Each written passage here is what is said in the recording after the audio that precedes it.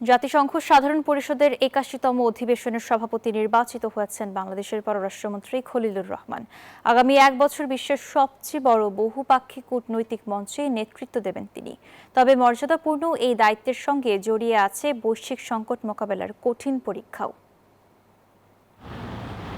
জাতিসংঘ সাধারণ পরিষদের সভাপতি মানেই সংস্থার প্রধান নন, বরং ১৯৩ সদস্য রাষ্ট্রের মধ্যে সংলাপ, সমঝোতা ও সিদ্ধান্ত গ্রহণের প্রক্রিয়াকে এগিয়ে নেওয়াই তার মূল দায়িত্ব।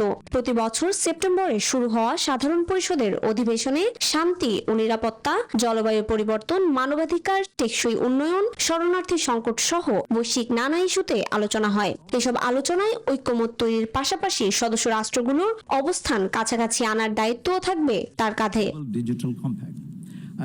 বিশ্ব নেতাদের অংশগ্রহণে অনুষ্ঠিত উচ্চ পর্যায়ের বৈঠকগুলো পরিচালনা, জাতিসংঘের বাজেট ও শান্তিরক্ষা কার্যক্রম সংক্রান্ত আলোচনায় সমন্বয় এবং নিরাপত্তা পরিষদে অচলাবস্থা তৈরি হলে সাধারণ পরিষদের ভূমিকা কার্যকর করতেও গুরুত্বপূর্ণ ভূমিকা পালন করবেন তিনি।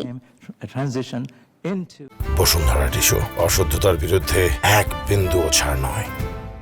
তবে দায়িত্ব পালনের সময় তাকে মোকাবেলা করতে হবে যুদ্ধ ও সংঘাত, গভীরতর ভূ রাজনৈতিক বিভাজন, জলবায়ু সংকট, এসডিজি বাস্তবায়নের ধীরগতি এবং মানবিক সহায়তায় অর্থ সংকটের মতো জটিল বাস্তবতা। নিজের ভিশনে খলিলুর রহমান গুরুত্ব দিয়েছেন শান্তি ও ন্যায় বিচার, জলবায়ু পদক্ষেপ, মানবিক সহায়তা, অভিবাসন, কৃত্রিম বুদ্ধিমত্তার সুশাসন এবং জাতিসংঘ ব্যবস্থার সংস্কারকে। 4 দশক পর আবারও একজন বাংলাদেশি জাতিসংঘ সাধারণ পরিষদের সভাপতির আসনে। ফলে আগামী এক বছর শুধু একটি দায়িত্ব নয়, বৈশ্বিক কূটনীতিতে বাংলাদেশের নেতৃত্ব ও সক্ষমতা তুলে ধরারও এক গুরুত্বপূর্ণ সুযোগ। Desk report, news 24।